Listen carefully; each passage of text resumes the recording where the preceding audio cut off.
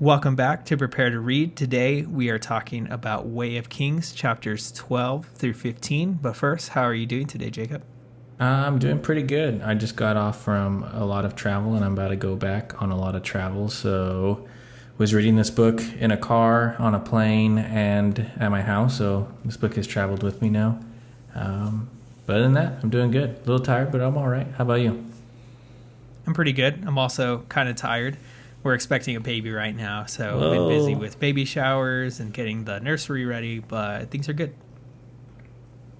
How was that all that attention from the baby shower? I know you don't do good with that. It was good. It was good. So All right, sir. I'm ready to get into this because I think we're going to spend some time on these, to be honest. yeah, this episode can get very long. So, but first, I wanted to ask you, just what are your overall thoughts? We're in part 2 now of the book, and I feel like this is where the book got me. When I first read it, part 1, I feel it was really slow. I kind of had to give it a couple tries. But once I got part 2, it just kind of started to really start rolling. Yeah, I feel like I said this before we started recording that I feel like we've entered we're in the meat of the book now. The chapters are longer, I've noticed. Like, it's not so much switching back and forth really quickly, and it feels like if someone were to ask me like, what is Way of Kings about, I don't think I'd give them the best answer now, but I'm starting to get an idea of what it is, because before it's like you're throwing me a different character every chapter, it feels like, or you're only giving me so much in each chapter, and now it's like, okay, I spent so much time with Dalinar and Adolin that I'm like, all right, I feel like I can start seeing where if these roads are going to cross, it might here, or like this might be the overall theme of the book, you know? And I really enjoyed them. I think straight up, this is probably my favorite section that we've read. I think I really enjoyed like the first 2 chapters, the prologue or prelude, and then like the first 2 chapters. But I think this whole section has been like my favorite part for sure. So how do you feel just generally about our new POV characters, Adolin and Dalinar? I like them. I feel like I still don't. I think we spent the most time in Dalinar's head, and there's nuance there where I'm intrigued because obviously he has this guilt from, we'll talk about later, his brother dying, and not necessarily on his watch, but like, he was drunk during the time, which I think we talked about it being a thing. So he has like a lot more nuance. Like, there's the doubt that his son has of him, of like, hey, is this guy really where he needs to be for us right now? He's a shell of what he used to be, maybe. And then Dalinar's, he's trying to protect his nephew that like he swore to protect now, while also like still understanding that the culture is what it is with the Alethi and like competitiveness. And I really like, maybe not himself right now, just because, we're still early on. I got to feel him out a little bit more. But the situation that he's in, I can see the conflict that's going to be, 1, external, and 2, it seems like he's going to go through a lot of internal conflict as well. So really like him. I would feel like the next person that we spent the most time with is Adolin. Am I saying that name right? I think it's Adolin. Adolin. Jury's still out on him a little bit more because I feel like right now he's a little bit of a one-trick pony where it's like the eager young buck that's doing very well, But like I need a little bit, like, give me some dirt on him. Don't make him like a morally ambiguous character, but like, what's his struggles? Where's his conflict going to be? Is it just going to be that he's trying to be the best, or does he do something that gets him in trouble and he regrets it? I need a little bit more from him in that sense. But who did fascinate me more, and we can get into it later, the other brother, Renarin. I don't know how to say his name. He's a cripple.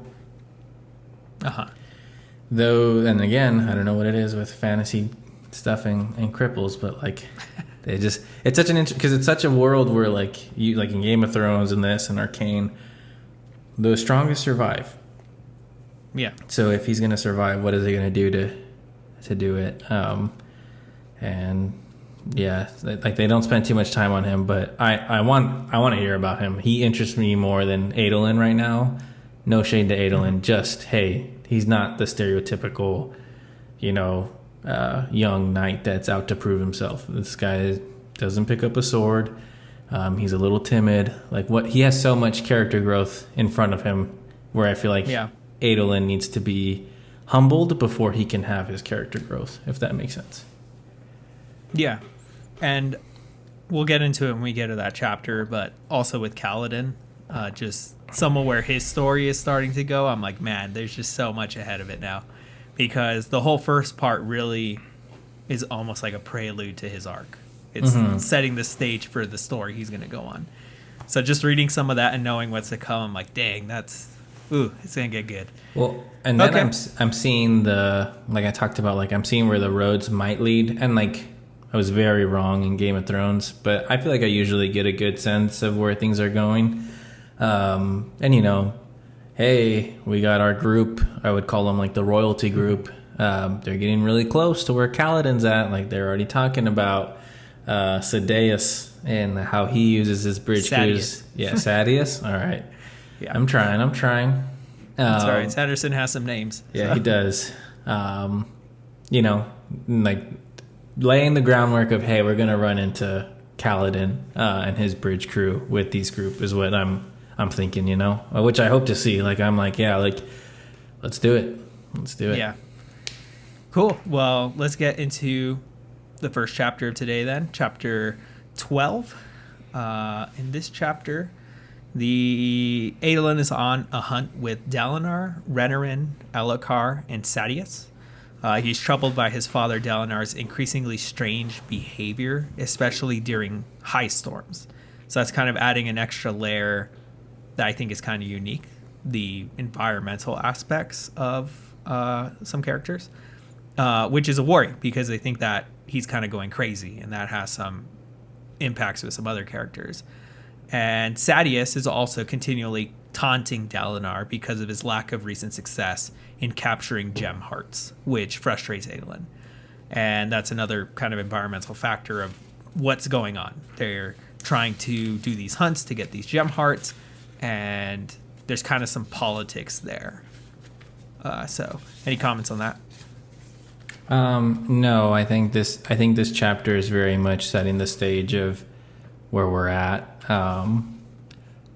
Yeah, I was at first I was a little worried that we weren't going to get Dalinar's perspective when we start off in Adolin's, but I don't have too many comments on that. Cool. All right. Well, then next from there, Dalinar is riding up by Elhokar and Sadeas, and he tells Elhokar that if they have a proper vantage point, then they can properly observe the progress of soldiers crossing the chasms, which that's kind of a really important thing because that is the whole purpose of bridge crews. Am I correct in that you understand what a bridge crew is? I understand what a bridge crew is. How they go about laying the bridge down. I have this really funny image, and I don't want to look it up because it's just like in my head that they I don't know, it doesn't make any sense. But they carry it, and I feel like they have that little slot where their head can go so they can see it. And I might be wrong, but that's what I understood from reading Kaladin's chapter. And in my head, I know it's wrong, but what I imagine happens is they just run out over the chasm, and the bridge is so long that they mount under it, and they're just holding and dangling from underneath the bridge. And people walk over. I know that's not how it is, but at first when I was reading it, that's what popped into my head, and that's all I can see now when I read about them. Yeah. But yeah, because the Shattered Plains is what it reminds me of it's a bunch of plateaus. I guess. It reminds me of when you look at a picture of a desert and it's you can see the cracks in the sand like that, but a lot bigger. If you were to extrude them up, Yeah, and that kind of gets into some of the characterization for different leaders. Is kind of how do they use their bridge crews? Mm-hmm. What are they willing to do? What kind of resources do they give them? All of those types of things. Right. And I think... oh, no, sorry. Go for it. I was going to move on, just kind of reading through the summary. But. Oh, yeah. But, yeah, we do learn, and it's in a later chapter, but we're talking about it now, that the Alethi are very built upon competition, and that is their culture.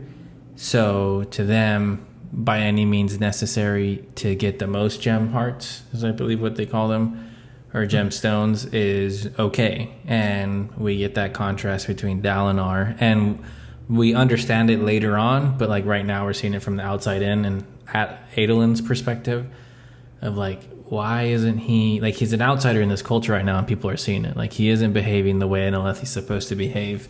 And it's really drawing attention in the way he's treating crossing these plateaus and handling these expeditions, I guess you could say. Yeah. And also, Way of Kings ultimately, I think, is a world building book. It's just a ton of world building of all these characters and societies and cultures. And I'm glad you mentioned that. We're starting to get an idea of like what is allowable in a Alethi culture. Mm-hmm. And we're seeing how Dalinar kind of isn't falling into that. He's having the whole High Storm episodes, and then also it seems like he's not playing into the competitiveness or like the cutthroatness that they would expect, which is frustrating his son. But from there, the next scene that we get adds a lot of characterization, I think, to Dalinar. It's pretty much the race with Elhokar. So Elhokar is the son of his brother who died, which happens in the prologues.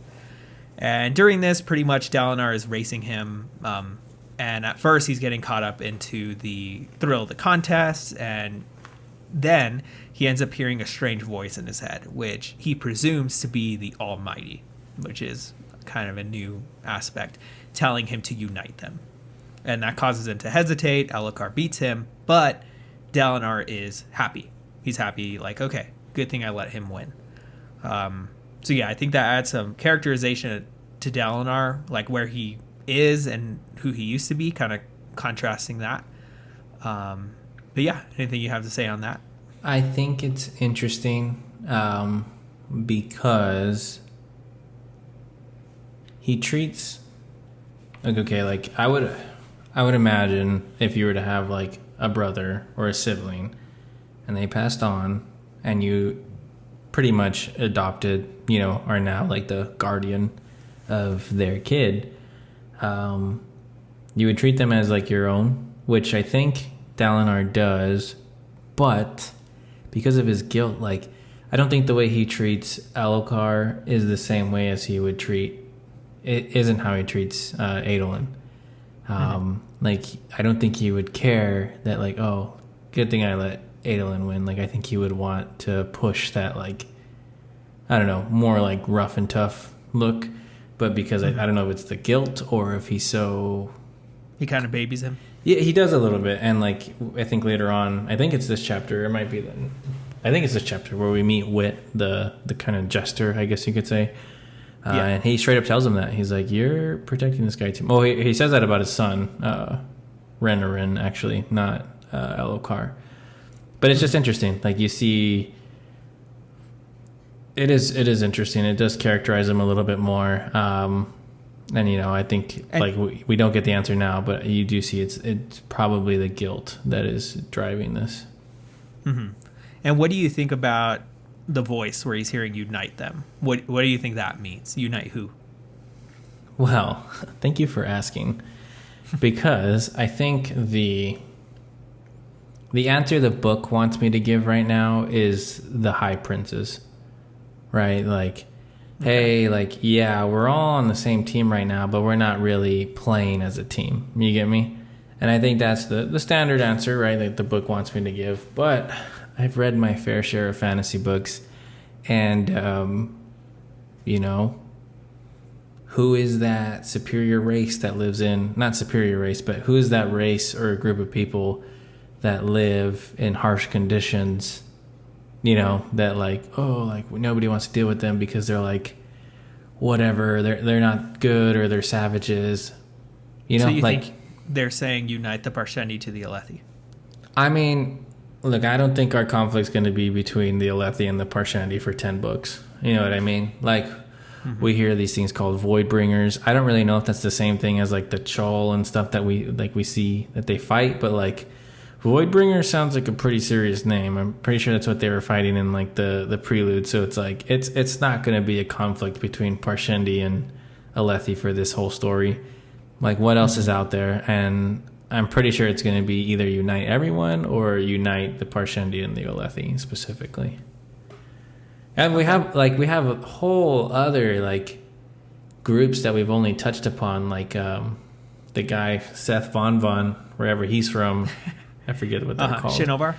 Yeah, like, and that whole race and, you know, all this stuff that's going on. So. Yeah. Cool. All right. But I will add to that, I think Dalinar is taking it as a uniting the High Princes, though. For sure. That's what he's thinking as of right now. Mm-hmm. Okay. So from there, Dalinar and Elhokar return, and Adolin gives them a report because he's been kind of watching over various men that are circling the plateaus. And Elhokar reluctantly agrees to wait for the rest of the soldiers to cross. And he's setting up a small awning under which to wait and converse with his courtiers. And because of that, Adolin starts to question Dalinar about what are they doing out here on this hunting expedition, in particular when Elhokar is open to potential Parshendi ambush. So I guess, especially Elhokar is kind of being informal, I guess not taking this serious, and Adolin's like, what are we doing out here? Yeah. It's weird to me because I've been rewatching Game of Thrones. I read the books. I'm really into that world. House of the Dragon just came out. And it's like this hunt in Game of Thrones would be a big deal. Like, this would be important to them. And yeah, some people might be like, oh, we're really doing this. But like, nobody would scoff at why we were doing this. Like, hey, this is the king. Like, this is a big deal. It's a show of like, whatever, right? It's like a political thing, pretty much. And it doesn't frustrate me that Adolin doesn't understand that. Like, I get it. He's supposed to be the gung-ho, hey, there's a war, I want to be at war. But you think with being in a royal family, as much as he is, he would be a little bit more savvy to the, you know, bureaucratics. To the romances of court, or whatever they refer to. Yeah, literally, pretty much, you know, like, hey, like, this is arguably, and it's weird because it's like, it seems like everybody else, like all the other princes and below that, like, they think it's fine. You know, it's not like they're like, oh, what are we doing here? Like, this is stupid. It's like, no, like, they like their king and they like what he's doing. So, you know? Mm-hmm. But yeah. Well, because later on, Adolin voices about the situation with the Alethi being in the Shattered Plains instead of being in Elhokar. And that becomes a point of contention between Adolin and his dad, Dalinar. Yeah, I'm not going to lie. I didn't pick up on that, and I don't have notes on that, so can you educate me on that a little bit? Mm-hmm. Well, before getting there, you brought up kind of the romances of court, and it seems like Adolin, I think, has more like a military mind, and that's how come he's a lot more like, we are out here, like, you should be in formation, you should be on the lookout for ambush and all that. Whereas Elhokar, the king, is kind of taking it nonchalantly. And Dalinar kind of talks to Adolin about that, and almost is kind of teaching him, like, look, it's fine. This is going to bolster the king's reputation, increase his self-confidence. Like, he is kind of babying him a bit. And I do think that kind of contrasts a bit with Game of Thrones, yeah, where you have these characters that they're doing things that other people are kind of like, why are they doing that? But then other people are like, no, they're learning. Like, you got to let them. It's going to bolster their image, you know. In House of the Dragon, that's a really big thing. Is like, yes, it's wrong, but it's going to change their image, and that's what's important. Right, and it's like, you know, like, it's silly to me that, like the king's not going to be in the front lines. You know what I mean? Like, he's not. Why would he be? I'm so used to that. I don't know, and it's no shade to like Sanderson. It's just the difference in the worlds right now, or I guess characters, where I've just like that makes sense to me from the books I've read and the media that I've consumed, where I feel like when Adolin's struggling with that, I'm like, come on, bro, even I know that, you know, like you're royalty, you know, like you're not going to be out there, like you do what you can. And it seems like he's a good leader, but you know. Yeah. And it does kind of contrast the difference in like where Elhokar is in his head compared to where Adolin is in his head. That Adolin is a lot more like, I have to prove something, like I am not the king, and my dad is like this legend. So I need to be in line, I need to lead these people well. And then there's this guy over here who's like making a tent. So it's just kind of that contrast of where they both are, which kind of is interesting, like you said, because they're kind of both Dalinar's kids in a way. Yeah. So it is interesting. And you are right. Like you say that Adolin is very aware of his image. Like he's aware of his father's image, and not so much I think of like I care about my father, but like my father's my dad, and how is that going to make me seem? You know what I mean? Like I feel like that's where it's coming from as far as like his it's concern. Making him look soft. And Adolin's like, I don't want to look soft. Yeah, so. 100%. I need to prove that I'm not soft. So yeah, and the whole thing that, because that kind of boosts Adolin's confidence in his dad's leadership. But then from there, the topic of like the Alethi should be in Elhokar and on the Shattered Plains, and that kind of shocks and upsets Adolin. And from what I remember, that mainly has to do with the Alethi being in the Shattered Plains. I think kind of you could say it's almost like an image of like when the U.S. was in a war they weren't supposed to be in. I remember now, where it's like, hey, we're doing this because they killed our king, right? And it's like, how dare you say that we shouldn't be out here like getting this vengeance and waging this war, right? And then I think Dalinar was one that contrasts that of like, yes, they killed our king, but also like, what do we even know? Really? Like, people like, have we're here for forgotten economic stuff almost. 100%. Yeah, we're after their oil, their gem hearts. Yeah, for sure. Exactly. Yeah, you're right. I'm sorry, I forgot about that. So that's also just another political aspect of it that's kind of interesting. Is like, if they're out here to get these gem hearts, it's for some type of wealth, but who's benefiting from that? You know, and also the whole topic of the bridgemen, like there's a bunch of people who are just dying for other people to gain this wealth. So what is the whole thing with the gem hearts? You know, what is their purpose? Why are they so important?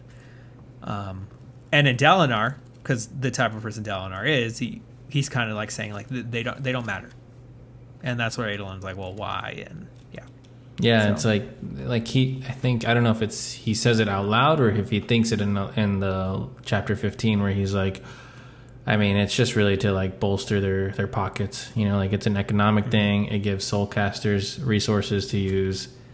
It's a resource game, you know. So, but it says a lot about Dalinar though, you know, and that he's not just in this for, you know, wealth or that type of a thing, which I think is a good like leadership characteristic, you know. Right. And what I'm curious is if this was he like this before Gavilar died?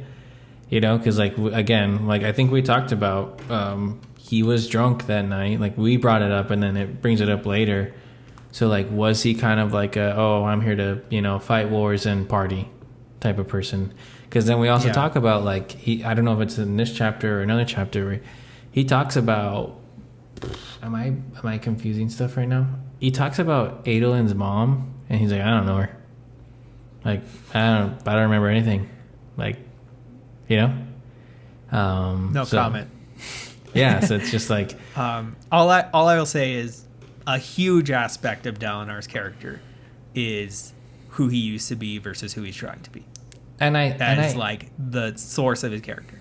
And I will say, I didn't write it down, but I'll go back and listen. I'm pretty sure one of my predictions was like, basically, Gavilar knew that his brother needed to get it together, and he wrote those things, like that thing, to be like, hey man, like you need to rise up a little bit. And I think we're like kind of I wouldn't call it correct, but I think I'm on track right now with what we find out. But sorry, I think we're getting ahead of ourselves. Well, no, it's good. So from there, they have a brief conversation with Wit, the king's wit, or the jester, in which Wit tells Dalinar that Renarin is not as fragile as he thinks. And that was kind of a big thing that you brought up, was kind of Dalinar and the way that he treats Renarin. Yeah, and I think that's because, as like we're talking about, maybe Dalinar's had some character growth, right? And at least 6 years after his brother died, he still sees value in strength and what he thinks of as strength. So, maybe he just thinks like, oh, like subconsciously, I got to protect this guy. He's not capable of defending himself either from physical attacks or like, psychological attacks like the wit, where it's just like he's joking him, but he jokes and insults everybody. And Dalinar feels the need to like step in and stop things. So yeah, I agree with Wit. Like I agree. I think Dalinar needs to let people bruise themselves up a little bit. Yeah. Well, from there, pretty much everybody reunites: Dalinar, Adolin, Elhokar, and Sadeas for the final preparations of the hunt that they're going on for this Chasm Fiend. And pretty much after that, something goes wrong. Chasm Fiend shows up where it wasn't supposed to be, and then at that point, pretty much the hunt takes place. So, kind of just ends with a little like, oh, it's not where we're supposed to be. I don't think there's really too much to think about that. But any last comments on this one? Oh, I got. We're going to send us down a rabbit hole real quick. To buy some time, though, while I find this line, I'm going to read you something. Old friend, I hope this missive finds you well. Though, as you are now essentially immortal, I would guess that wellness on your part is something of a given. That's what the chapter opens up with.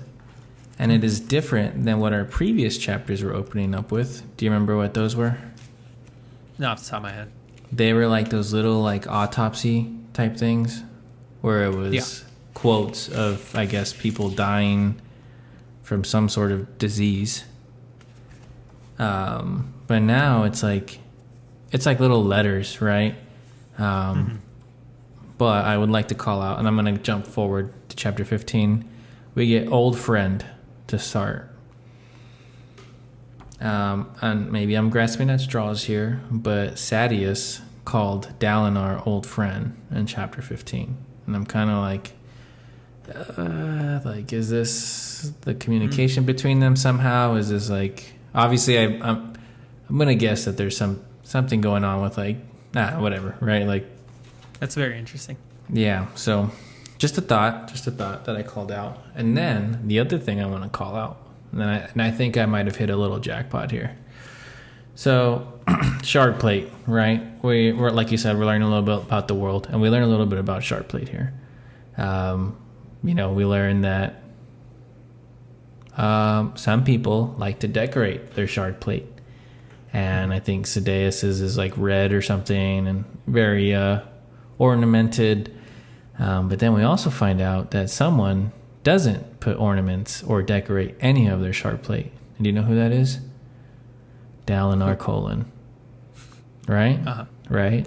Now let's go back, okay? Let's take a trip back to chapter 1, I think.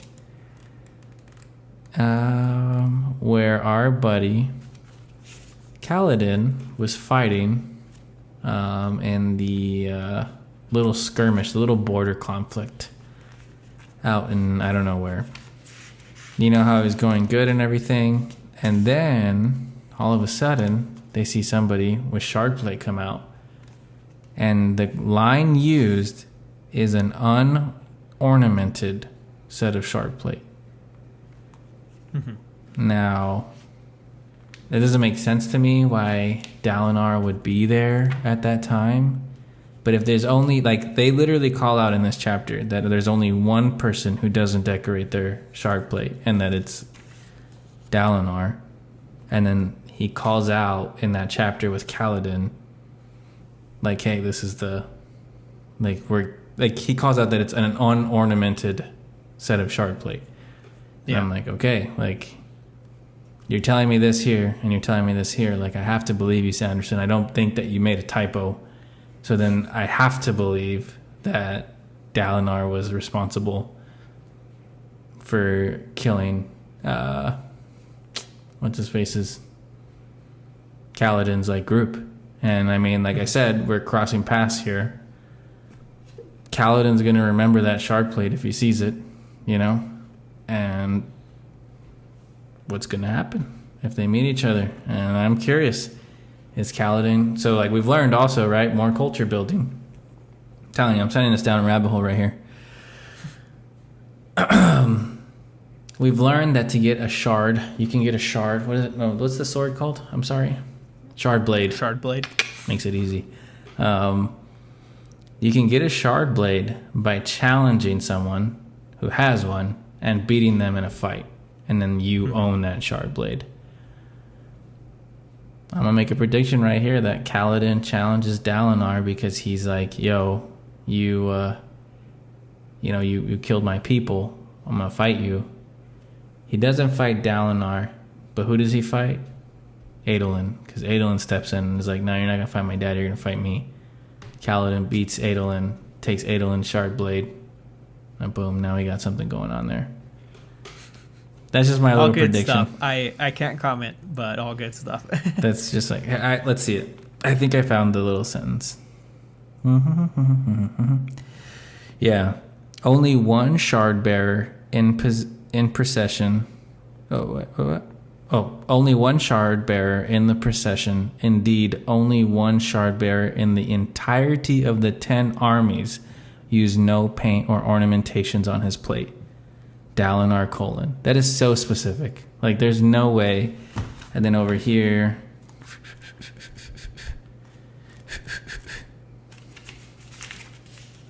I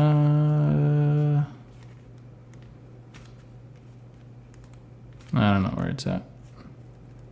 Either way, point driven. Like, you know. Yeah. Real good things you're catching on to, though. Yeah, so, you know, I don't know. And then that makes me think, what the hell was that border conflict going on? Was it just a border conflict? Or we find out, right, I'm just talking out loud now. We know that Dalinar, right, jumping ahead, is obsessed with these codes and with the Way of Kings, that ancient text. Like, did that border conflict, was he out there for some reason because he was obsessed in finding out more about what his brother had left him, and is that how he crossed into paths with that border conflict or something? You know, like, why? Like, it begs the question if that's a real statement that Dalinar was out there, killed Kaladin's crew. Like, why? Why was he out there in just a, like, what everybody's, it's just a weird border conflict. Like, why would we have a high prince here? You know, what's going on? I want answers. Will I get them? I don't think so. I think I'll get them in, like, book 7 or something, but I know how these things go. I've read too many of them. Just keep reading. Okay. Have you gotten Read and Find Out yet? Anywhere? What do you mean? So I started posting, like, my thoughts in Reddit a little bit when we were doing this. And people would put, RAFO, just all caps, RAFO, and it's Read and Find Out. So I haven't gotten that. You just did that too. I don't usually post on Reddit. I mainly read Reddit, but I don't really post in it. Oh, that's true. That's true. Okay, continue. Sorry. Told you I would send us down a little rabbit hole there. No, you're good. So moving on to the next chapter, things kind of just continue from where we left off. Dalinar, Adolin, and Elhokar all engage the Chasm of Veen. And right before they're about to kill it, Elhokar's saddle breaks, and he's thrown to the ground, which we probably have a lot to talk about there. But just to wrap it out, Elhokar's saddle breaks, he's thrown on the ground. Dalinar pretty much hurls himself under the claw. He saves Elhokar. And then at the end, Elhokar summons his shard blade, and he pretty much kills and harvests the gem heart. But the main thing from this chapter is Elhokar's saddle break. That's kind of the big mystery of what happened. Right. Sorry, not to completely disregard what you just said, but I do have a little bit of overarching thoughts about this chapter. One's a complaint, I will say, and like I said, I really enjoy these chapters. So I'm a critic at heart. I feel like, so I'm always going to talk about stuff I don't like. Sanderson's way that he writes combat isn't my favorite, and I think I talked about it a little bit. But I feel like what my preferred way is like, hey, like combat's quick, combat's deadly, combat's visceral. You know, I like that in movies when it's done that way. I like it in books when it's done that way. And when we're going through the 10 heartbeats, which is cool to learn that, like, hey, a shard blade takes 10 heartbeats to summon. That's got to be significant. I didn't read back in any of the chapters to, like, see if I could find a connection to 10 there. I want to say maybe there was 10 knights. Like, there are 10 people. Heralds. Yeah, 10. Boom. There you go. Look at that. Thanks, Marcos. Thanks for helping out there. But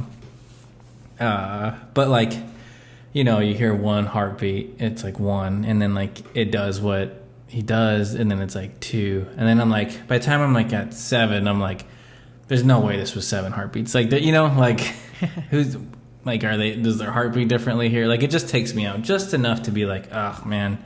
But other than that, he does write pretty descriptive combat. He does. And I think it's because like he knows his audience, and his audience for the most part I think loves the way he, like, you can I feel like you can walk away knowing how it works. Like, there's no questions left unanswered. I feel like for the like that he wasn't intending to leave unanswered. So you like a little more left to the imagination than it being a step-by-step play of what's happening. Yeah, I like when it's like, I like when combat takes the approach of more like the feeling of combat, if that makes sense, than necessarily like, oh, he put his foot here and then he swung in a downward slash. You know what I mean? Like, tell me how he felt when he swung that sword. Tell me. And like, okay, like he can feel cool, calm, and collected swinging it, but I don't need to know, like, I think that, like, again, I talked about it before and I'll talk about it again. I think the way Robert Jordan writes combat, amazing. Where it's like there's distinct differences between Perrin, Rand. We didn't get a lot of Matt, but Perrin and Rand. And like Rand is a lot more classically trained, you could say, or formally trained. And it's not very descriptive, but he'll be like, oh, I do waterfall over the leaves, you know? So it's like, okay, he's thinking of a technique. He doesn't describe that technique, like he leaves it up to the imagination, but he did, like, you can see the difference. Whereas Perrin's like rip, tear, shred, you know? Yeah. And then Sanderson is a lot more of like, hey, like this guy will push up against this thing, which then allows this to happen. And then from here, he'll do an uppercut at this end. You know what I mean? And it's just, it's not bad. It's just not my style. So it takes me out a little bit. I will say, though, he still characterizes them. Like, we see how Elhokar handled things. We saw how Adolin handled things. We saw how Sadeas handled things. And we saw how Dalinar eventually handled things when he realized, okay, I need to step in and become who I am, you know, like let the guard down a little bit. Yeah, exactly. What was his nickname? Blackthorn? Blackthorn. Yeah, like, yeah, Blackthorn came out. And it also shows the power of the shard blade. Oh, definitely. But also that it's not foolproof. It's not like oh, you're invincible when you have this. Like, Elhokar was about to die, and Adolin got, like, knocked out of the fight. So It helps, but it's not what do you call it? There's like a term for it where, you know, it's not like a Superman type thing. Like it's not foolproof, which is good. I think that was good to show. I think an interesting aspect of like the shard blade and shard blades also is that like Elhokar has a shard blade, but he's also characterized as kind of like this weaker, kind of not the best leader type of guy. So the fact that he has a shard blade, but shard blades kind of have a loyalty, almost like wands in Harry Potter. It's kind of like if somebody bests Elhokar, he could take that shard blade. So I think that's interesting. It is interesting. I like that. I like that aspect of it because it makes it a lot more. I don't know. I don't really know what, like, if someone were to challenge Elhokar, would they be like, yeah, or is it like, dude, come on, it's the king, like, get out of here, you know? Like, Does he need to You don't accept know that challenge? the formalities. Yeah, like does he need to accept that challenge? Would he be looked down upon if he didn't, or would it be like, no, like Game of Thrones, like this is my champion, you'll fight my champion? You know what I mean? Yeah. That's how I imagine it going. But we also know that like Zedaeus doesn't have one. We do know that they're like trying to mimic stuff with it, like with the great bows, or I think they call them shard bows, but then, you know, the prestige are like, don't call it that. It's not really a shard. That's something, you know, like it's a mimic. It's a man-made. They build up a lot. Also, just I don't know if honor is the right word, of just having a shard blade or shard plate. Like it's a very, very special thing to have. Yeah, it's very much it adds like a level of prestige to you. Definitely. It's a little bit more than like the Valyrian steel stuff. Like whereas the Valyrian steel was like, yeah, we knew those things were really like insane, but it was more of like, hey, you lucked out and your family had one and it was like passed to you, you know? Whereas this is more like I assume you earn these in some way or form. So it just adds like a little bit more to. I like the way you describe it, like a wand from Harry Potter. It also adds some politics to it, of like, okay, this house has shard blades, this one doesn't. This one has shard plate, that one doesn't. Or like you just brought up, you're supposed to be honorable when you earn it. Mm-hmm. Okay, do you have to be? What are the rules of the loyalty of the shard blade? So and real like, interesting. How do you get shard plate? And like, is that different than shard blades? You know, like, and also they lost the art of making it, kind of like the Valyrian steel. Mm-hmm. So, there's only so many. And then I do think it talks about it being like wet when they summon it too. I don't know if that like gets explored more or it's just a little hint, a little nibble at something, but I do remember that. And then, you're gonna say. So, the main mystery of the chapter is Elhokar's saddle. Do you think it was coincidence? Do you think somebody is kind of sabotaging? And if so, who do you think is sabotaging? Why are they sabotaging? What do you think's going on? Well, I will say, like, in the next chapter, they do talk about, like, hey, the saddle, like, Dalinar's like, hey, man, like, it looks like it could be cut. Like, I don't want to say for sure, but, like, also, like, I can't let this just go as or paranoia, you know? I do agree with, like, hey, that's a very far cry that they knew they were going to get into a fight and that the fight was going to go as it went, you know? And then, like they said, it's not, you're wearing shard plate, like, that's not going to kill somebody. But then they argue with the whole, hey, but even if they knew that and they did that and they're stupid, we have people in our camp close enough to be touching our horses that we can't trust. I don't know how deep this is going to go into the politics, but like I said, Game of Thrones universe, like, and even it reminds me a bit of that too. Yeah, 100%. Like, I mean, Robert Baratheon, the knife. Yeah, exactly. You're on a hunt. Like, come on, that's so that world. Even Robert Jordan had like the game, I think he calls it there. So I definitely think there's going to be. The seed's been laid, of like, this guy thinks he's seen assassins in every shadow.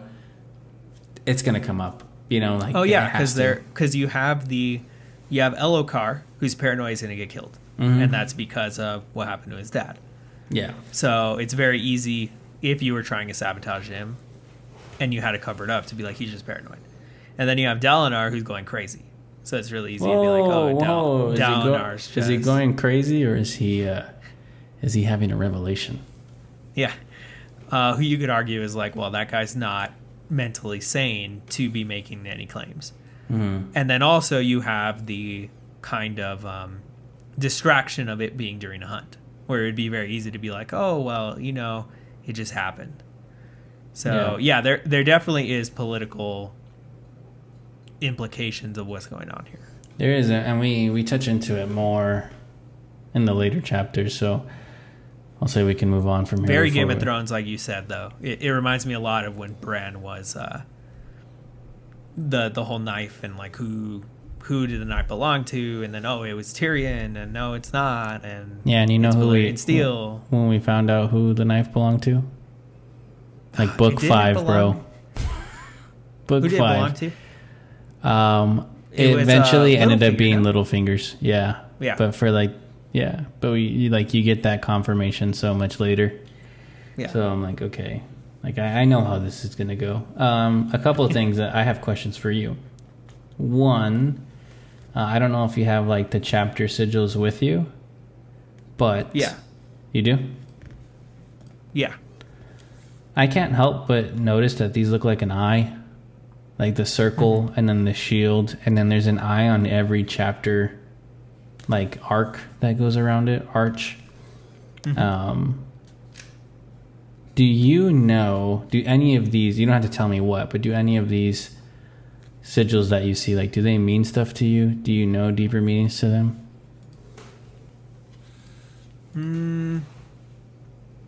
Well, looking at the next chapters versus this chapter, I think it's mainly, well, it's Or supposed is- to just characterize the POV. Okay. Yeah. So at least from my understanding, it means something to the character. But these eyes that show up, those eyes don't mean anything to you? Are you talking about the eyes on the arch? Yeah. I don't know. Interesting. I just noticed it because I was like, that looks very much like an eye slit or something, you know? He's And then very it's- intentional. So all of those things mean Oh, something. 100%. I mean, I feel like even, like, you get these big epic fantasies, like, everything's, and honestly, every book, everything's in there for a reason, you know? Like, they go through so many edits. Like, if stuff gets left, it's because it needs to be left. So, yeah. But then, Cool. I have another question for you. Do you have theories, and you can tell me if they're not spoilery, on who, like these notes are being written to and by? Do you know? You don't have to tell me if you know. Maybe I should know, but I don't. Okay. I don't know. Part of me feels like they kind of remind me a bit of like Wheel of Time, where it was kind of the idea of this was from like a previous turn of the wheel. Right. The previous desolation, maybe. Yeah, so that's what I thought.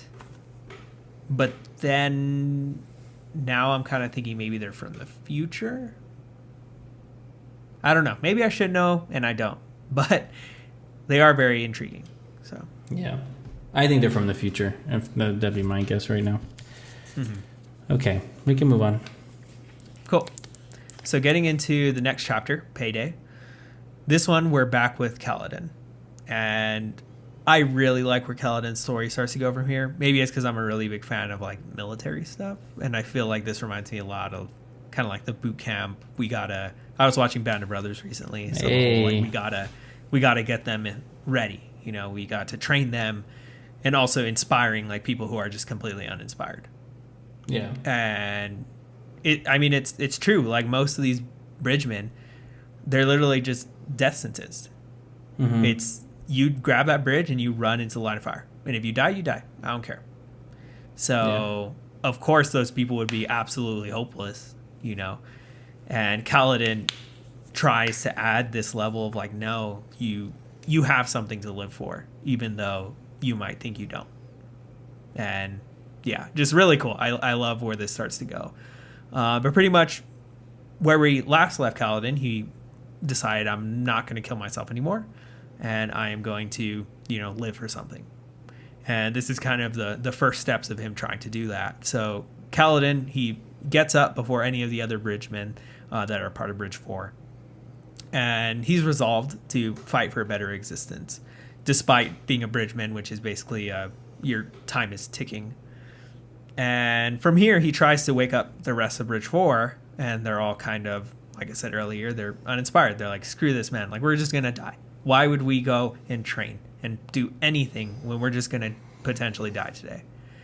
So from there, Kaladin carries one of our new characters, Moash, out of the barrack, and the rest of the bridgemen reluctantly get up. So he's kind of like just really, really pushing them. And from there, he introduces the whole idea of like, instead of just like not caring anymore, we're going to start training. And he tells them basically like, I'm going to do everything that I can to ensure that another one of you does not die. And yeah, I mean, this definitely adds more to Kaladin's character, and it really shows a lot of who Kaladin is as a leader, because we know from who he used to be before he got captured and turned into a slave that he was a good leader, and it seems like he's trying to find that again. And that's tough, man. I mean, if I was in that situation, I wouldn't imagine feeling any sort of motivation. So Definitely. yeah, what do you think? I think a couple things in this chapter. I don't know if you got any more or if that was wrapped up. No, from a I was summary just going to perspective. continue from there. Okay. I think like an important part to mention is like when he does try to push them in that way of like, hey, I beat the shit out of this guy. You all are gonna get to beat the shit out of. Like he falls flat on his face, and they're just like, nah, bro, like pass. And it is like him discovering, okay, how do you lead people who don't want to be led? Because I think he brings up like, I had discipline where I was. I had people who wanted to be there or were trying to get to the Shattered Plains, and now it's like you're working with people who don't even care to like, they don't care. Like they're basically dead in their own eyes. And that's a tough spot. It's a tough spot to be in. And like, I mean, it's very unusual circumstances. Yeah. Yeah, and to add another layer to that, there's also this other character of Gaz, who's kind of like, so this is Sadius's war camp, so they're all under Sadius, which we got a bit of in the last chapter, and kind of the person he is and how he views things. And then Gaz is kind of like the middle management guy. And he's working against Kaladin, telling everybody like, bro, you guys don't have to listen to him. You don't have to do anything he says. And he basically tells Kaladin, like, you have no authority. You're not going to be able to convince them to do anything. And that's interesting also because, like you said, how do you lead people that don't care to be led? And yeah, he has no authority. So how do you earn authority, essentially? Definitely. It's a very Kaladin's on a very introspective journey, or a very internal conflict story. And he's putting it reminds me a lot of Name of the Wind. And like I said, I think I talked about it a little while ago, where I think Name of the Wind spent a little bit more time on that rock bottom, but that whole story is one character. It's not jumping between POVs, so you work with what you got.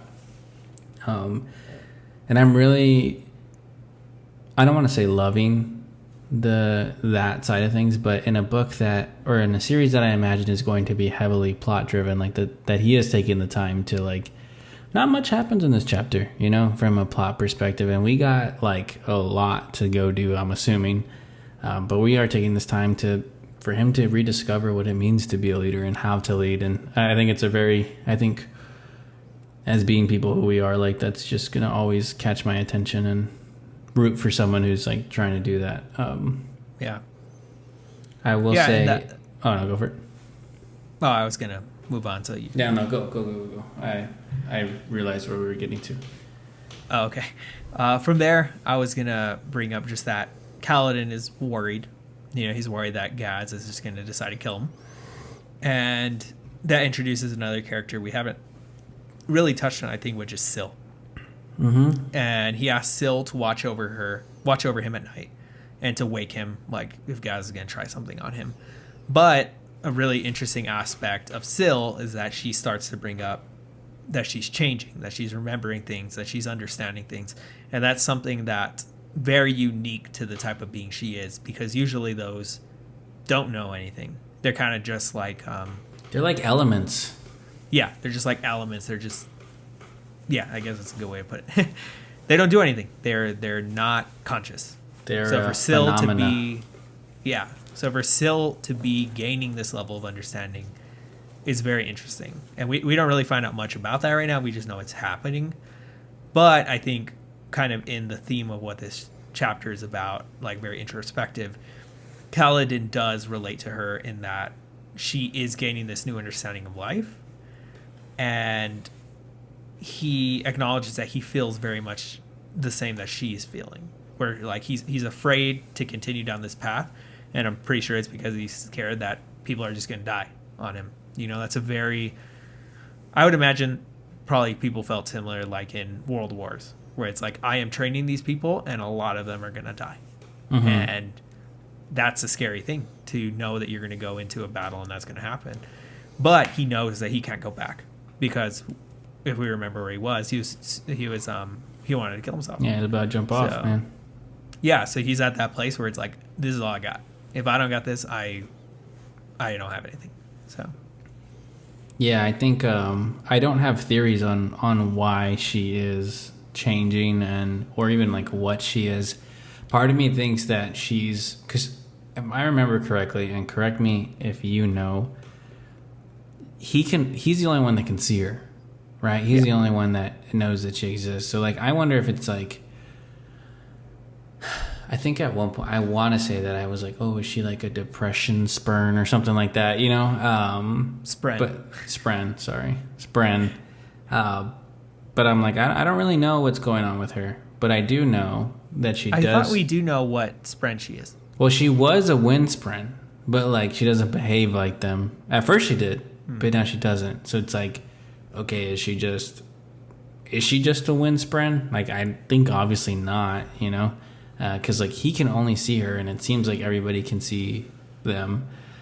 So obviously there's more than meets the eye, like pretty cut and dry there. But I don't have any idea on why that is and why she's attached to Kaladin.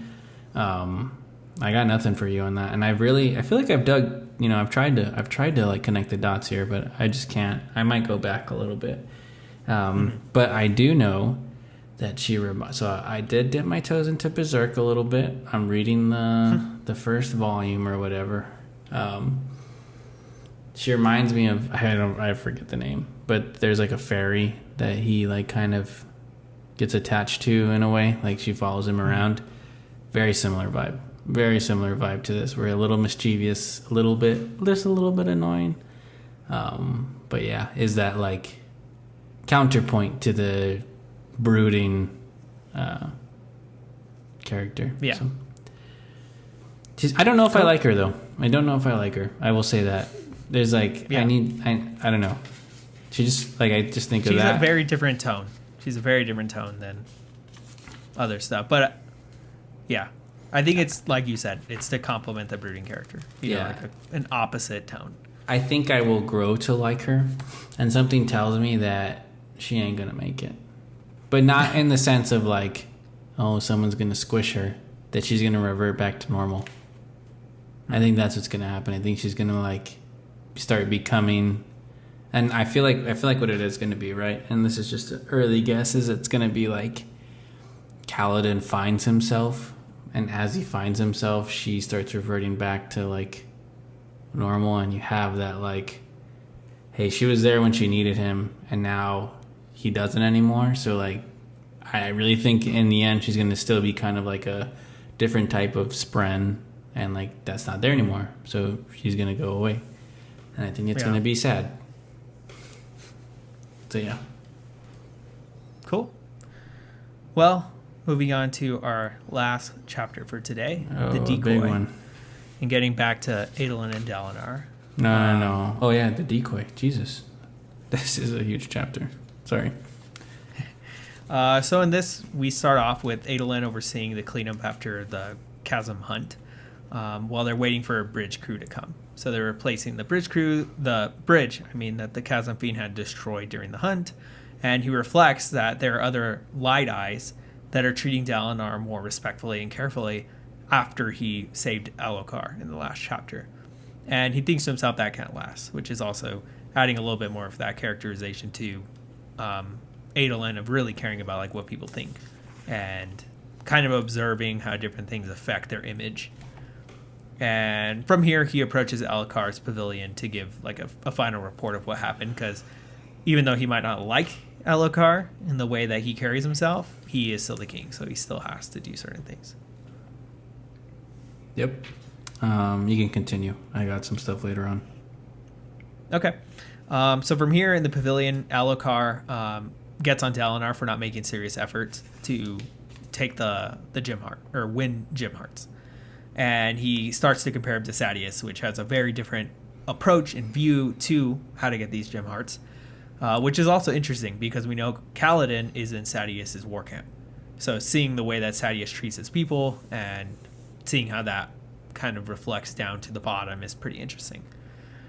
But from here, Adolin, Sadeas, they kind of get at each other, and we realize that Adolin and Sadeas don't like each other. They aren't on good terms.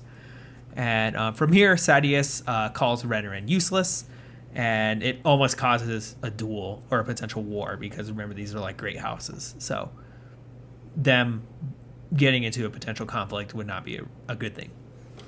And then from there, Wit appears, and he does his typical thing where he kind of taunts everybody, makes fun of things, before he praises Renarin's intelligence. Yeah, this was a lot right here. I think there's you start to get, I think, a little bit more hints at Dalinar and Sadeas relationship. Like, I think there's hints here of like, oh, there's beef, but we don't know why. I think it kind of like it gets answered very fast, but like they obviously know each other. I think he says that they were once friends, and it makes me question, like, okay, I'm pretty sure they served in combat together a couple times or more than. I think they talk about like him, his brother, and Sadeas, like, you know, whatever, being a trio. I'm like, where is this guy's kids? You know, that's actually one of the first thoughts I had was like, okay, he's getting on Dalinar's kids about how they are, but like, why doesn't he have kids? You know, I'm a little curious. I don't remember if he has kids, actually. And I feel like if he did, like, they would also be warriors, unless they were, I'm guessing, like girls, you know, because this is a very girls read and write and do magic stuff, and, you know, guys don't do that, you know, type of world. But there was some tension. And again, I'm gonna poke a little bit. Wit comes in and makes some comments, and I think what I'm learning here, I really dissed, what's her name, Shallan, about not being funny. I'm starting to think that maybe Brandon Sanderson isn't the funniest, you know? Because, like, when Wit's supposed to be funny, I'm like, you know? Like, all right. Like, you know? Like, you know, okay, that was supposed to be funny. Yeah. But I think one of our old episodes was titled, like, Is Shallan Funny? Yeah. And it was because of the whole thing of, like, we don't really find her funny, but okay. Yeah, like, I do think he writes the insults. Like, the insults are insults, you know? Like, yeah, he is calling people out, but it's also, like, it's not always, like, the most funniest thing ever, you know? Like, I don't know if I would laugh at it. If I heard that, I would just be like, damn, like, he said that, you know? So I'm questioning, like, I need to check out Sanderson's podcast and see if he ever makes me chuckle or not, you know? Because, like, maybe he just lacks that humor bone, and no shade. Like, it's not bad or anything, but, like, yeah, they'll be like, oh, and he cracks everybody up, and I'm like, that... Does he? Like, I don't know, you know, like Tyrion's funny. You know, I think of a character who made me laugh a bunch of times. Tyrion made me laugh, like, out loud. And this, I'm kind of like, I don't know. I don't know if he's funny.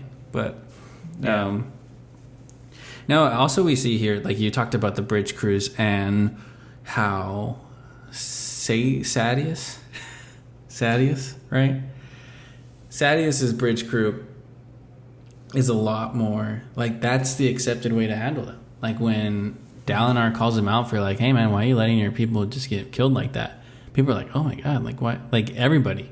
Even Adolin was like, what do you mean? That's their purpose. Yeah. Which is kind of, like, usually, even in a fantasy world, I think, it is the person who, like, treats their troops well and treats them as, like, human is like, oh, that's a good guy. That's the guy you want to be with, you know? But, like, here it's like, oh, man, like, what? This guy thinks that? Like, he's crazy. Yeah, at least at the higher people. Right, that's true. So it's just a little weird that we're getting more of that culture, you know? We're really seeing I don't think we ever thought the Alethi Lideyes were the best people in the world. You know, we get Kaladin's perspective on that and his crew, but you know, you just see more and more how much they treat everybody like cannon fodder in their games, you could say. Yeah. Mm-hmm. Also, like, what the heck with like Elhokar calling out Dalinar like that? You know, like just in a whole room, like it's like he was trying to start a fight. You know, I don't know. Interesting. Kind of adds a little bit of reminds me a bit of like Joffrey, like the very young, brash king. Yeah. And everybody is just like, this guy. Yeah. He's got a lot to learn. I don't dislike him, though. I think I like him as a character. I think he has that, like, wild card that makes him interesting to read in a story. You know, he's not boring and perfect, so. Well, from there, the next section kind of goes back to the whole who cut the strap, and Dalinar kind of starting to investigate that, doubling the guard. But an interesting thing that comes up is Adolin starts to kind of what would be the word, convict Sadeas of doing it. Yeah, he definitely is letting his biases sway his thoughts. Mm-hmm. Which also, again, the politics of that's like in the Game of Thrones world, like you don't go and accuse somebody that's very high up. Yeah. Even if it wasn't. There's a lot of like that. Those are war starting words. Definitely. And Dalinar is like, yo, dude, chill out. But he's not telling him to chill out from the side of like politics, you know? Eventually we see that it's like, he's one of the good ones. Like, you got the wrong idea. Like, yes, we have beef, which, to be honest, I didn't think their beef was that, like, believable. But, like, we're aligned on a common goal here. And we know that because of what the promise, the vow they made after his brother's death, so. Mm-hmm. You can continue, I'm sorry.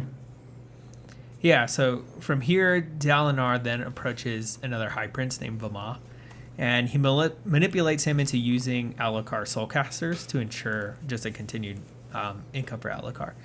And that's kind of interesting because Adolin finds out that Sadeas and Dalinar kind of were working together to ensure this manipulation. So kind of adds an extra layer to Dalinar a bit.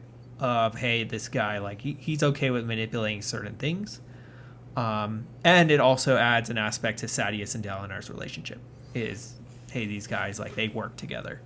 They might not see eye to eye on everything, but they can work together to accomplish something. I love the way he did it, because it shows that he understands that he needed to do this, because I don't really understand what that guy was trying to do. Like, it's just really trying to maybe make a foothold in like a power struggle, you know, and stuff like that. But the way he went about his politics wasn't very sneaky. It was straight up telling him like, hey man, you need to pay your taxes. Like, there was no like, you know, scheming or anything. It was just, I'm going to go up to this guy and tell him you need to pay your taxes. He did try to do it in like a subtextual way, but like the guy was like, okay, I get what you're telling me. You know, like, you're basically slapping me on the face right now. So there was no subtlety to it, but he still understood that was part of what he needed to do. Yeah, and an aspect of Dalinar that we didn't really bring up is Dalinar's older. And I think he shows really well of, like, I've been around. You know, I've been in these positions, I know these people, and I know how to work the system. Like, listen to me. Whereas Adolin, I think, is on the other end. He's kind of like the upcoming dude that thinks he knows better or how to handle things. He knows how people work, and yeah. So how's Adolin going to mess up? That does bring up kind of the next major thing is that Adolin is really gung-ho on this whole, like, nah, it's Sadeas. Sadeas he's the enemy and all those types of things. And Dalinar kind of shuts him out by telling him, like, look, dude, Sadeas was the decoy for Gavilar the night he was assassinated. Like he is one of the main lines of defense for protecting these people. Why would he do that? And I think that really throws Adolin for a loop. But like, shoot, yeah, like he has a point. You know, that's pretty big evidence that Sadeas is not who you're trying to make him out to be. 100%, and I think that is. I almost wish we would have gotten this reveal a little later. Just because it would, like, you know, let me sit in Adolin's head a little bit more, and maybe me myself start to doubt Sadeas, because like I went from like, okay, maybe this guy's just a dick, you know, like obviously power struggles happening, chaos is a ladder, whole type of stuff. He's gonna be opportunistic. To then like 2 chapters later, we get like little hints, you know, of like their comment of, oh, we used to be friends. It's like, okay, you know, like something else is going on here. And then in the same chapter to be like, oh yeah, by the way, like he sacrificed his life to protect our king and then made a vow. And it's like, okay, like I never gotten to a point where I believe the doubts that Adolin had. And I really wish it would have, because I think it would have made that reveal a little bit more impactful. But like if I were to have like a favorite character of this chapter, I think it would be Dalinar first, just because like we spent so much time with him and I do enjoy where he's at and who he is. And then after that would be Sadeas, because I think there's a lot to him. He's a counterpoint to Dalinar, but also like he is still honorable in his own way. Like, yeah, he's a part of that culture and he subscribes to that culture and doesn't understand the changes Dalinar is making in himself, but he still follows like what he sees as his like honor. You know what I mean? And he's like still looking out for Elhokar, and he saves his life, you know, and like all he does is like a little nod to Dalinar after he like shoots the arrow at the chasm fiend. So I really enjoyed him. He's also like not, again, I really like characters who aren't so like crystal clean, you know, like he, like, I don't know, I still have that doubt a little bit of like, oh, I'll keep an eye on you, and it just makes it fun to read. Like he is a fun character to read about. And I'm also like, there's like talk about like how he dresses a lot for some reason, and I don't know why, but that just catches my attention too. Like Dalinar brings up the silk he wears and stuff like that, but like what's that about, you know? Like what's going on there? Yeah, well, from there the chapter kind of closes out on a discussion between Elhokar and Dalinar. And the main thing is Elhokar once again kind of having that paranoia of somebody is trying to kill me here. Somebody is trying to kill me, and Dalinar kind of being like, no, like calm down. All of us here, we're here to protect you, don't worry. And the chapter mainly ends in Dalinar just reflecting on his desire to protect Elhokar, which you can start to debate, like, is he overprotecting him? Is it going to lead to bad things happening to Elhokar because he's not prepared? And also him even guessing, like, maybe I'm underprotecting him. Maybe somebody is trying to kill him, and I am not seeing it.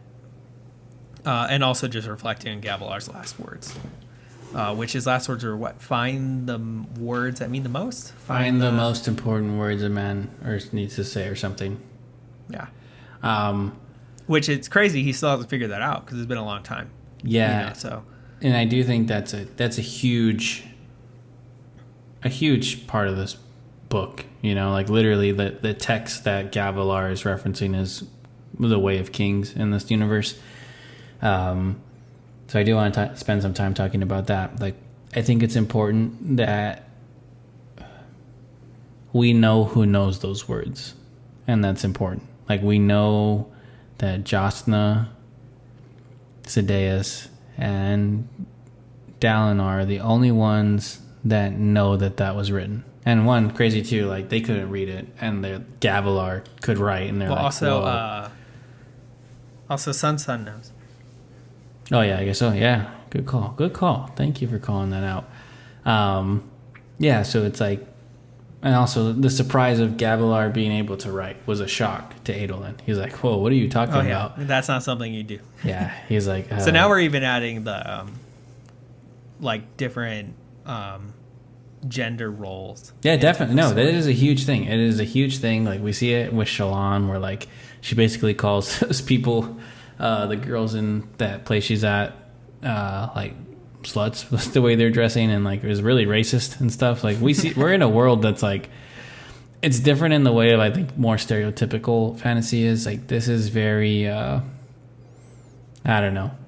I like the way it's done. You have the gender roles, you have the way people dress, like Shallan covering her hand and the other people who don't. Yeah. You have the light eyes and the dark eyes. You have the high princes compared to like the low people.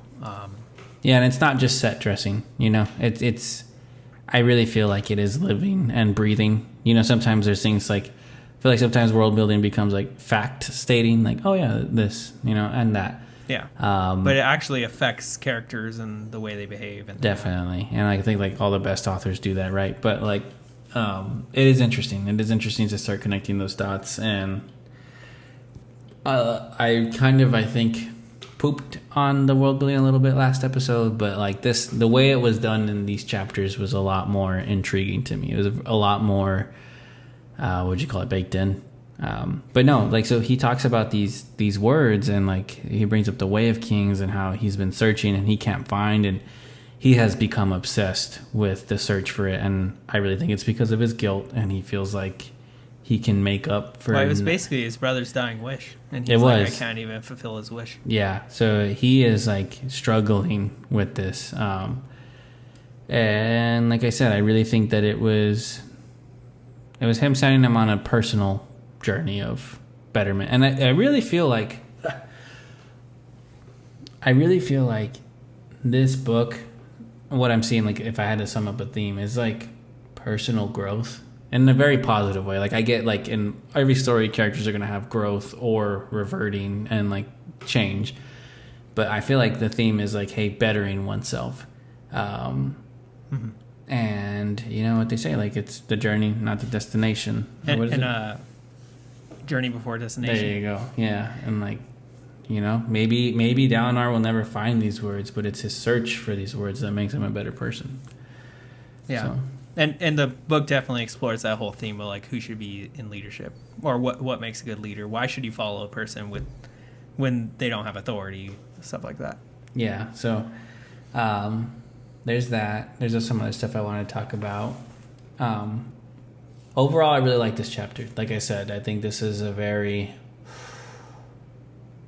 There was just a lot to chew on. You know, there's a lot to dive deep in. There's stuff I'm not going to get to because there's so much. But it's just going to continue from here. Yeah, so I'm excited. It turned a corner for me where I felt like there was hints of stuff that I liked, and I was kind of like, oof, I don't know, man. You know, I need something to really... And I really thought it was the pacing, and I think having these longer chapters to sit with these characters and let stuff build up has really paid off. I will say I do have some stuff where I'm like, I got some theories to talk about with you. So, I think I'm done with like my chapter analysis. I want to talk about like overall where we're at right now. I know it's at a part end, but we have... Oh, okay. Before I get there, another world building thing. You can kill the wit and it's completely okay, but you have to forfeit all your lands and titles. Such an interesting concept. I don't know why that's a thing, but that is so, like, there is more to this wit than meets the eye, I think, and I just want to keep my eye on him. But like that whole concept of like, hey man, you can murder this guy, completely fine, but you do have to sacrifice all your stuff. Like, why is that a thing? When did that start? Is that just like a fun little gimmick, or is this something that people abuse? Like, hey, like I hire somebody to personally torment somebody that I don't want to like start getting more power, so that eventually they lash out, kill them, and like they forfeit all their stuff. You know, it definitely makes him more of a political. Also, it adds some characterization to the wit themselves, because that gives them a lot of power. Yeah, but also, like, you're a freaking suicide bomber. You know what I mean? Like, he was completely okay with Sidious. Like, he was egging him on, you know? And it's like, who signs up for this, you know? Like, is it like a bridge crew person where, hey man, you're a little funny on the side, and like that's it, like we're picking you up and sorry, you're the new wit. Yeah, like they don't have a name, so I don't think they're really treated like respectfully. You know what I mean? They are just like the title themselves. So that's a little interesting. But I wanted to say that because, you know, I think it's going to come up a lot more. And then 2, we talked a lot about, or we read a lot about King Gavilar's assassination. And, you know, Dalinar's question in it. But, like, why? Like, what are we doing here? You know, and I asked myself that question a lot while I read this, where what was the intent? What is the goal of the Parshendi's? Like, why was Gavilar assassinated? And so publicly. And then they hired someone to do it. On the day of a treaty. On the day of them. Mm-hmm. Like, what was going on? And my theory right now is, like, they signed the treaty, got him killed, and took credit for it because they knew that they would start sieging the Shattered Plains. They knew that they would send their armies over there. They knew that they would start collecting these gemstones. I basically feel like the Alethi have walked into completely like their trap, you know? Something, they knew what was going to happen. They did not think that they were going to get away with this, obviously. They knew that they probably wouldn't win like a straight up war with them because of like shard plates and all that stuff. So like they're drawing everybody into the Shattered Plains. Our king is about to be in the Shattered Plains. What's going to happen? What's the, oh, shoot, you stepped right into our trap, and, like, this is actually what's going on now, and you failed to see it. Like, when is that going to happen? When is the rug going to be swept out from under us? Because it is, like, I think it's so obvious that, like, this was, they knew exactly how they were going to react, and they're completely using that. So, you know, I'm just a little curious. Just a little curious on how that's going to play out. Do you have anything to add on that? Because I kind of want to see your reaction to my thoughts on that. Yeah. You're still learning a lot about the world because right now the Parshendi are really just a name to you. You don't really know much about them. They're an just alien besides, race, right? Kind of. From my understanding, they look kind of like Darth Maul. Yeah. But that's how I see them too. There's a lot there. And that night, the assassination of Gavilar is, I mean, it's like the cornerstone of the story as of right now. So, yeah, we're going to find out a lot about that, but we just haven't yet. And, yeah, I'll have more to say once we know more. But as of right now, you're just getting little crumbs. Yeah. But no, overall, I think I really like these chapters. Yeah, it's definitely been my favorite section. I'm really excited for what's to come now. I was a little hesitant before, but now I feel like, okay, I know what A Way of Kings is, and I know what I am, the road I'm on to see, like, hey, we're Journey before destination. Amen. That's one of the main quotes that people throw out. Yeah, so it's a good quote, though. I really do like that quote, actually. Yeah. It has, like, yeah, you can apply it to a lot of things. I will say, before we'll let you wrap up, we do have, like, before chapter 16 starts, we have, like, a little diagram of the Alethi codes of war, and they go through them. There's an interesting put there, you know, like, we talked a lot about codes, we talked a lot about honor, and it's just interesting. Yeah. Well, moving forward, we don't have exact chapters for the next episode. Most likely, I would say at least 3, maybe 5. Unless Jacob hits a stride, we might do more. But we'll probably break into several episodes if that happens. But yeah, that's really all I have to say about this section. It's fun seeing you uncover what this world really is because it's a big series. It takes a while to really know what the heck the story you're reading is. Yeah, definitely. I feel like most of the time when I read a book, I like page 100 for me is like the gate check of, am I having a good time with this? And like, do I see the value in finishing it? Because we talk about it, right? Like, we love books, I think, but also books are such a big investment in a busy world that, like, unlike a movie, if I'm not feeling a book, I am okay with, like, commitment. Hey, it's not for me. I gave it the fair shot of whatever 100 pages. I'm going to walk away. And like this one, I think because it's such a big story, it's like, okay, maybe I need to push that out to like 250. You know, like we're almost on page 300, and I'm like, all right, we're getting started. Like, that's why this series, one of the only downsides to it, and even Sanderson knows, he does not recommend people to jump into Way of Kings if they've never read his books. He usually recommends like Mistborn or one of his one-offs. It's a big commitment. Like, you almost have to tell somebody, you have to be up for reading book one.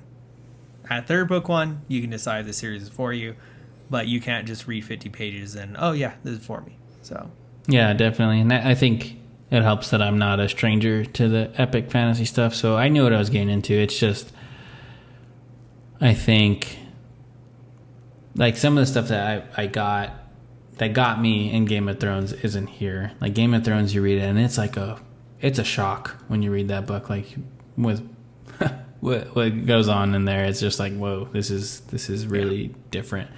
And I think Eye of the World is like almost so opposite, where it's like, oh, like this feels like home. This is so cozy. This is so stereotypical fantasy that it's just like nice to be in that, you know, oh, boy on a farm. This is almost a up. bit sci-fi fantasy, I would say. This is definitely sci-fi. And I'm like, okay, whatever. It's his vision is very unique. You know, I feel like even in video games, and when you have like a fantasy world, it's always like you got your snow region, you got your desert region, you got your forest region, you know, like that. Yeah. His world feels so much more like a Final Fantasy to me, where it's like, hey, like, yes, it's fantasy, but also like you have these really weird storms, you have these almost like lightsaber type things, you have like this, even the currency. yeah, like it feels a lot more sci-fi than anything to me, although with like the plot being very fantasy, and it's like a feudal system in a way, so it's a very good, man. It's very breathtaking, or breath of fresh air. It's very unique. I compare the themes a lot to Final Fantasy. I think just the themes of the story, if you like Final Fantasy stories, I think this is very Final Fantasy, in a good way. I like Final Fantasy. Yeah, I agree. I think like if I were to, like, I would say, what would you call it? Like, I wish there was a book version of Dark Souls. Like, hey, if you like Dark Souls, there's like, read this type of fantasy book. And I feel like this is that for Final Fantasy. Like, hey, if you like Final Fantasy, because Final Fantasy touches like on a lot of exploitation and stuff like that, and resource stuff like this does, in the same, I feel like, tone. That this is like, yeah, like if you like Final Fantasy, you'd probably like this book. It's very similar in that sense. And it's hard, you can't really debate it. I think it's like not even subjective that Stormlight right now is the series in fantasy. It is the series right now, for various reasons. I think also Sanderson, he is very on top of how do you write a book for modern day audiences? How do you interact with your audience? How do you cultivate a community? Stuff like that, which I think some older authors don't necessarily get into. But yeah. Anyways, no, I don't have anything else to say. So, real quick before you let us go, do you want to go through we're talking about our viewership? Maybe. Sure. I can touch on it really quick. One, this is a very long episode, but if you've made it this far, thank you. We currently are at 19 subscribers, so we're hoping we can hit 20. One more subscriber with this episode. That's our big goal. And if you are watching, though, we appreciate you liking, subscribing, and especially commenting. One of the main reasons why we wanted to do this was to talk about books, to talk with people, and to build some type of community around it. So, yeah, read along with us or comment as we go.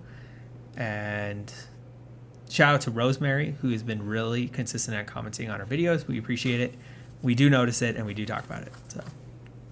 Yes, thank you guys so much. Also, I forget the person's name, but someone asked, man, I thought you guys, like, I'm glad you guys are okay, so I appreciate the concern. That was Rosemary. Oh, it was? Yeah. Okay. Yeah. No, there's been a couple people that have been consistent about commenting on our videos, and it's really cool. Like Marco said, that's why we like when we came up with this idea, we were like, hey man, like I think this is the one where we could actually get some engagement. So it's been cool to actually see that play out to the scale that it has. And yeah, like we hope we've tried a lot of things, and I don't think we've had any real community of any sort with the other things we tried, except for the book community. Yeah, definitely. And this one feels like we got some engagement on, we did some like TV stuff, but that was very like easy come, easy go. It was like someone would leave a comment and then that was it. Like seeing continual comments from people is very awesome. Cool. Well, we'll see you guys next week. Thank you guys for joining us. Adios.